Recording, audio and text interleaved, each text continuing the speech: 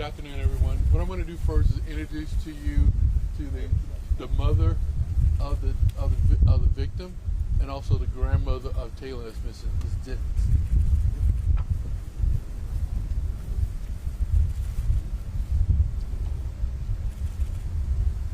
We just want to say that Taylor is a beautiful little boy, and he's really loving and caring, and he's just very sweet, and he'll smile and laugh at anybody.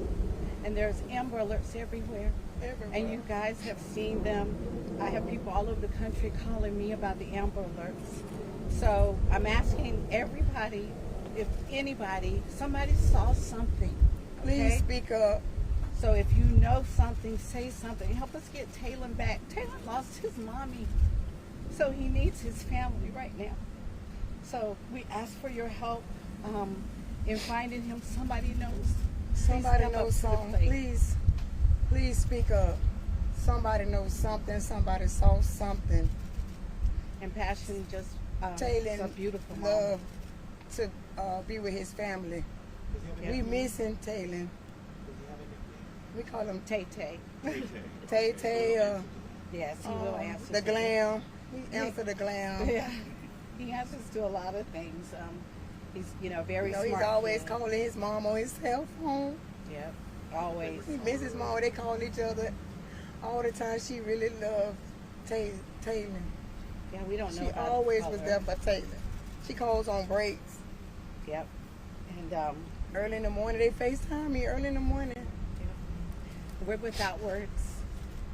We love Passion very much, and we love Very Taylor. much. So we've lost Passion. So we Sweet ask baby. you guys to help us to find Taylor and to get him back, please. Please help, please. What was your daughter like? What was her personality? She's very outspoken, always make you laugh, Smile, beautiful Smile. smile all the time. always joking, Trying to rap. laughing. always trying to rap, Laughing. sing. Scaring you when you're not expecting it, always hiding behind doors. Yes, I mean, love to scare you all the time. You Ever know, since she she's- was like 3-4 years Yeah, old. she was 20, but Yes. she's a loving kid, and she loved that baby. That Love baby loves so her. sweet. I can remember when Taylor was born. I was coming from Seminole, I working. He looked up at me like, I said, Taylor Mosley. And he said, huh? Closed his eyes. I said, okay. That means Glam need to go sit down now. Yeah, and if he But calls please, for his y'all, auntie, please. that's me. Okay. Yes. T and TT. Folks, is there a message you would send to Taylor's father? He's been named a person of interest. Is there anything you would say to him or want him to? There's Please. nothing we have to say. Your daughter was making a life for herself. And so what she was doing, how she was making her way and making her way and making a life for she was herself. What was she doing? Well, she had just moved. She was working at CVS. She had just moved out here. This was her first month that she lived here. And very happy to have a better place than what she had before. And for a 20-year-old, she was doing well. She wanted more out of life. And, we're without words. Now, are you guys originally from the St. Petersburg area, or where was she? She's from St. Pete. Yes. St. Originally from St. Pete. What have you guys been doing last night, today? I know the answer is you're obviously looking for Taylor, but how are you doing that? Who are you contacting? What steps have you guys been taking to try and uncover anything? We're just making sure that everybody is aware of the Amber Alerts that's showing up, passing it on Facebook, and in any other social media outlet. Make sure that everybody sees it. And so it's very difficult because we're in a really grieving pattern right now, because we don't know where Taylor is and we lost Passion. So we're depending on the St. Pete Police Department and all of you media to help us to find Taylor. I'm doing prayers up right now. Oh yes, and we have prayed and we've asked everybody else to pray. I'm so sorry for your loss, and we're really hoping for Tay-Tay's safe return here Thank too. you. Thank you. If When you see anyone that out there Amber- is watching this and knows where Taylor is, just what message do you give to that person? please bring Taylor home. He needs his family Home safely. He need his family. because he's He missing need his mother. family. He's missing his mother. So he needs to be around people who love and care about him. He's missing and his can hold grandmother. him. His great. His great. When you see that Amber Alert out and his face being shared by people who might not even know him, what is that like for you to see that picture being shared everywhere? Well, it's very difficult to see it, continually see it, but we have to see it just like the Amber Alert ran across the cable system all night long. So a lot of people, it's difficult because we don't know where he is, and we want to know where he is, and we're glad that they're doing it, so that we can have a possibility of getting him and getting him back. So. Perhaps police can give us a bit of an update here too. Do you have any idea what might have happened here at all? Okay, we're going to do everything in our power. Thank you. Please help us. Appreciate it.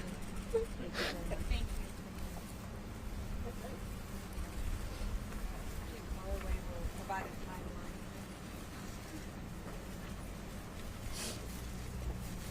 Okay. As you saw from her, it's very emotional. I'm going to give you the timeline again about what happened yesterday. Then open it for any questions if you wish. And again, our two most important things right now is number one, to find Taylon and bring him home, and number two, to find out who killed Miss Jeffries. That's our main goal right now.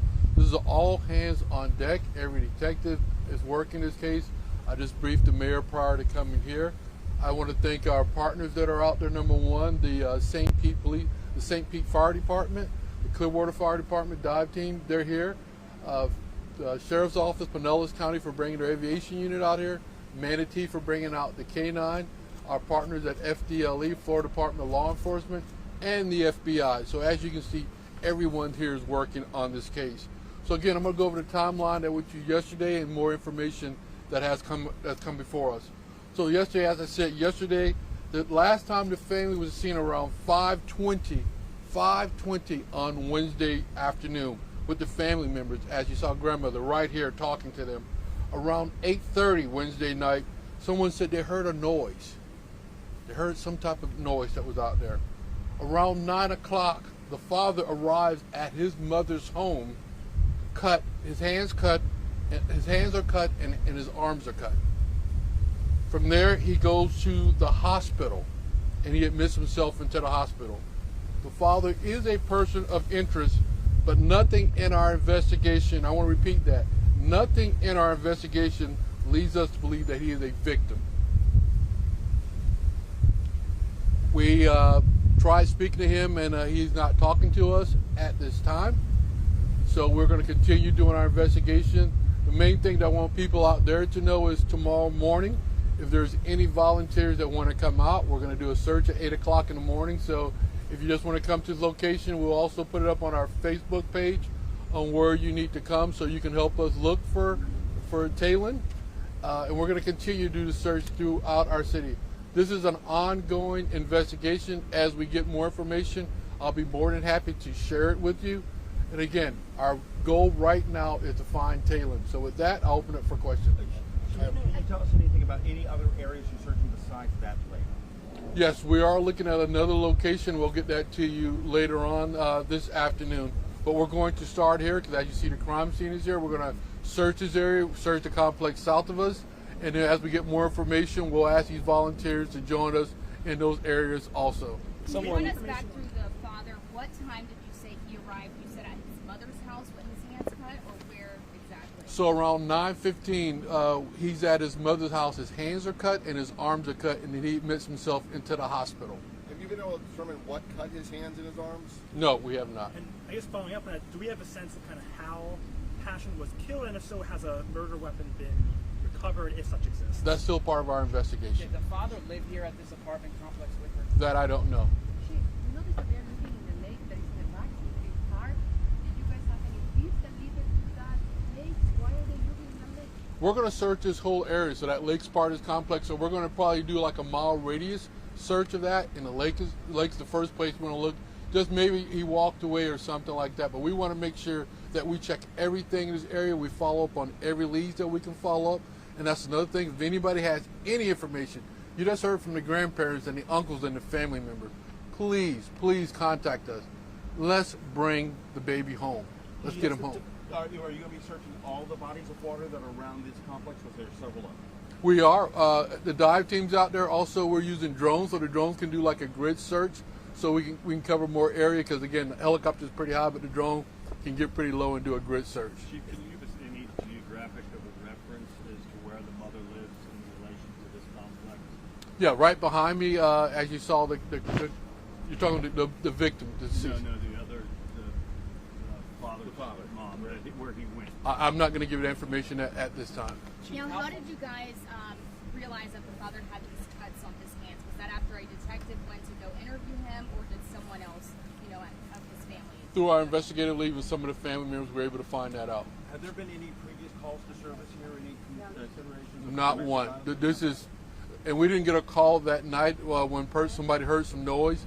No one called us that night. The only time we came here is after the mother of the deceased. She called because, as she told you earlier, she FaceTimes her every day. So she didn't hear anything from her. She called the property manager here. The property manager goes to the deceased's home, and she finds a very violent crime scene. I want to make sure, a very violent crime scene. And that's when we start looking for the child. We didn't know there was a child until later on. Was the door open? The property manager could go in, or how was when they walked in? They had to, I'm assuming they had to unlock the door. Is the father the only person of interest that you guys are looking at right now? We're looking at everyone, but right now that we're looking, like I said, the father's a person of interest, but we're going to see what the investigation leads us and the evidence. We want to talk to the father. Again, we want to know where Taylor is, and we want the father, if he knows where Taylor is, to tell us. And that's what we want. We want Taylor. But Was right he now he's not. released from the hospital that night when he went, for those cuts? Was he released? The father's still in the hospital. He's still in the hospital. Chief, does the father have any criminal history of violence?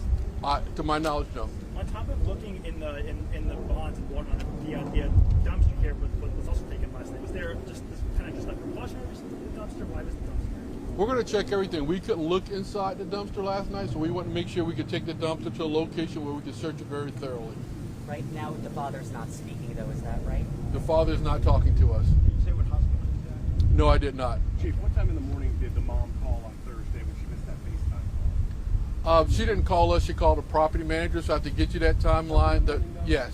I'm sorry. So the grandmother didn't call the property manager until 2:30 p.m. Okay, and That's when they made entry into the home. We have a lot of Ring cameras everywhere. I'm assuming you've mentioned surveillance video tracking. I don't know if there's some at the gate, but have your detectives going door to door found any sort of video evidence that's helping you? They're still out there now, and if people that do have Ring cameras, if you see anything on there, please share that with us. We're looking at everything that we can find. We've got some pictures already where someone saw the blood trail early Thursday morning. So we're going to try to, that's what we're trying to piece together this timeline. So we know there's a blood trail early Thursday morning. What was that blood trail?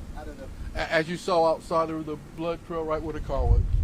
We'd be testing to see if it's his blood? Yes, so we'll be testing everything. Is it his blood? Is it her blood? Is it Taylor's blood? Those are all the things that we've got to look at. How important is every minute when it comes to finding, 2-year-old baby boy Taylor? It's very important. We're coming up on 24 hours. 24 hours Taylor has been missing. That's why I'm glad that you're here, and I'm glad that people out there listening. We want to find this baby. That's our goal right now. Where is this baby?